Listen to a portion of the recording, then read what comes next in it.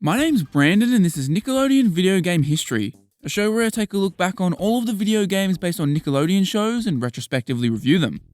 If you watched the debut of Nickelodeon Video Game History, you'd be well aware of how important game shows were to Nickelodeon's early years. Double Dare was an enormous success, which kept being brought back for each generation of kids. While Guts hasn't had as much of a lasting impact, it was still insanely popular in its day. Guts originally ran from 1992 to 1995 and was revived briefly in 2008 under the title My Family's Got Guts. The format for Guts was kinda similar to Double Dare, just with the trivia sections completely removed. 3 kids or teenagers would compete against each other in several extreme events, with the competitors being awarded points based on how well they did. Each show culminated in a final event that pitted the contestants against each other on the Aggro Crag. The Aggro Crag is probably the most remembered aspect of the show. Even if you've never seen a single second of Guts, you've probably heard the name somewhere. At the end of it all, the player with the most points wins the game. Honestly, the show seems identical to Double Dare. The trivia questions really seem like the only major difference separating the two. Despite the similarities, Guts was one of Nickelodeon's most popular shows, so just like Double Dare, it got the video game treatment. Released on November 11, 1994 for the SNES, it was developed by Viacom New Media, who also developed Spunky's Dangerous Day earlier in the same year. Much like most of the Nick games so far, I wasn't a fan of Spunky's Dangerous Day, but there were a few positives found in it. Critically though, Guts performed poorly. Its average review score was a 5.9 out of 10, not exactly positive. Do I have the guts to take on this game? Before I get into the review, make sure you've subscribed if you haven't already. I promise some more interesting stuff is coming soon. Yeah, the start to this series has been pretty rough. We've had to play through so many Ren and Stimpy games, which have been awful and uninteresting for the most part. I can tell you guys have been bored by it because views have been way down. Thankfully, there is just one more Ren and Stimpy game left. Once that's out of the way, we can start looking at Rugrats, The Wild Thornberrys, SpongeBob, and Rocket Power. I promise those will be a hell of a lot more interesting. But now, on with the review.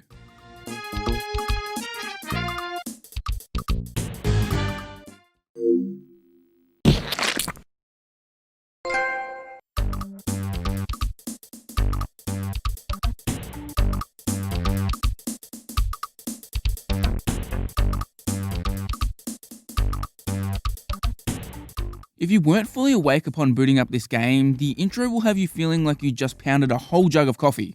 Do you have it? Do you have it?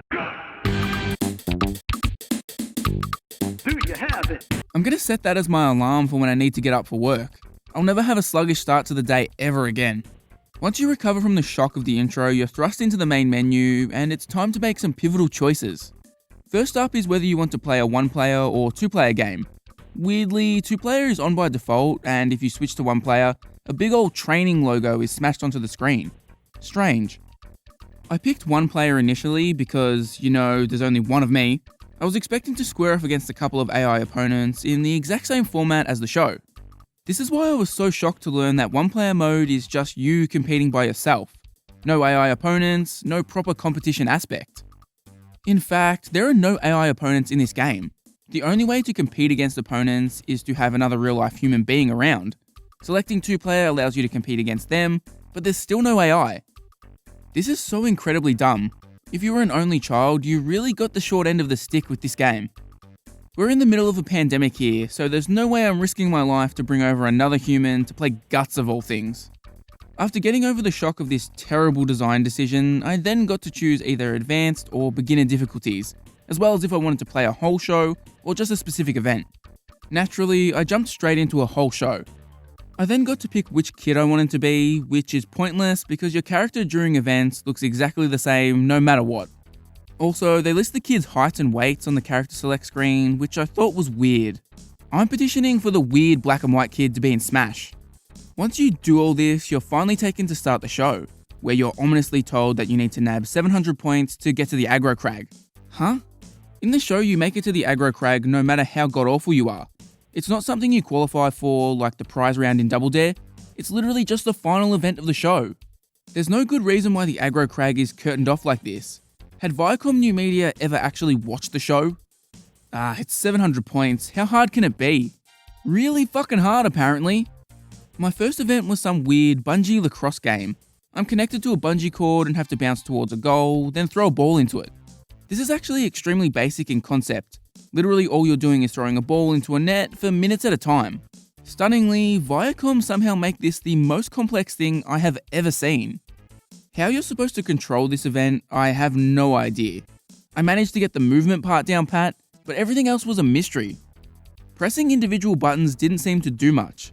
It was only when I mashed 3 buttons at the same time that my character started to kind of operate normally. Frustratingly, it shares the same design philosophy as Double Dare on the NES. You're dropped into every event here with not a single explanation. This was annoying in Double Dare as you were competing in very short competitions against actual AI, but once you'd played an event once or twice, you generally picked up the controls. Here, I could play the events for the rest of time and still not have any confidence in what I was doing. It got even worse for the other events using the bungee cord. There's a bunch of events that use the same premise, but instead of lacrosse, you're playing basketball or football. One would think the controls would be quite similar, but to me it felt like I'd booted up a completely different game. If there was just a single attempt at explaining the game's controls, I might have been able to enjoy this slightly. Instead, it's a massive mess. The other type of events you'll be playing during Guts is what I've dubbed the obstacle course sections. These see you running through elaborate obstacle courses, climbing poles, and doing platforming that even Mario would be impressed by. While it's pretty straightforward to move around in these sections, especially compared to the aerial events, there are still major control issues. Climbing a pole here is almost as bad as the stairs in Fire Dogs. The game is so damn particular about where it wants you to be. I will admit that I did get some brief joy out of seeing the way these kids slam into walls here. It's stunningly brutal. You'll also notice that each time something like this happens, the meter in the top left drains. This is some sort of health bar, but unfortunately you can't kill the contestants. This game would only benefit from a mechanic where you could witness a child die during an episode of Guts.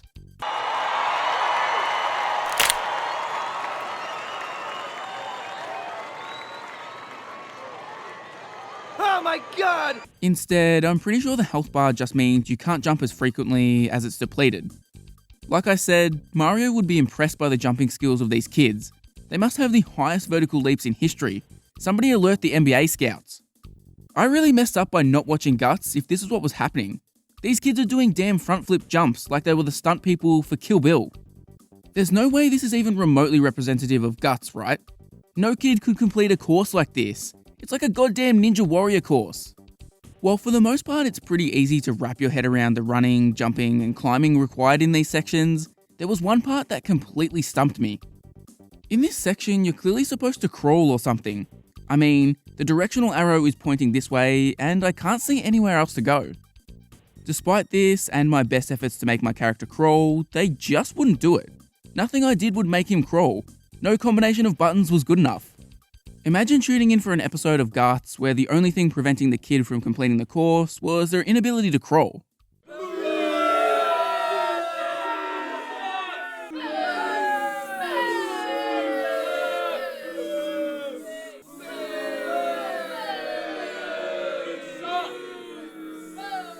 So my first playthrough of Guts was a disaster. I finished with a grand total of 0 points, just 700 points shy of qualifying for the Aggro Crag. Based on this performance, I can well and truly say that I don't have the it they were referring to in the intro. I was interested in seeing the Aggro Crag, but considering I didn't earn a single point, it was looking like that would be an out of reach goal. Luckily, the game contains that single event mode I mentioned in the beginning, so I decided to jump into that for some practice. This is where I found out that I had basically experienced every single event in the game already, during my single 20-minute playthrough. Not even Double Dare was this bad. At least in that game it took me multiple playthroughs to see everything. This is pretty damn pathetic. Not to mention all of the events are basically the same. 3 of the events are the bungee ball throwing game, while 2 of them are obstacle courses that are essentially the same. The lack of variety is insane. The single event section was quite handy, as I did feel myself starting to get better at the bungee events. I was getting good enough that I could probably earn some points in the actual game.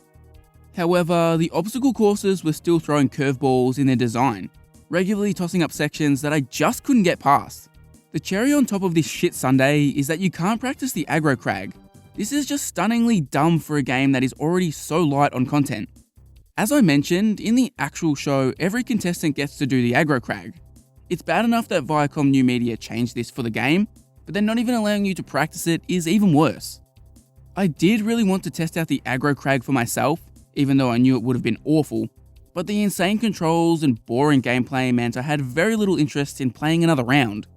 Visually, I think Guts is one of the uglier Nickelodeon games we've seen so far. To me, it felt like a slightly upgraded version of Double Dare. I just feel like you could have done way more with this game from a visual standpoint, as well as with the gameplay. Everything is so basic that it makes you feel like it would have no problem fitting nicely on the NES. I never really watched Guts, but from what I've seen, I feel like the soundtrack here is pretty authentic to the show. Its tone really encapsulates the specific vibe of these kinds of early to mid-90s shows. It's an era from before my time, so I have no real attachment to it, but I could imagine kids who grew up with it would be hit with nostalgia.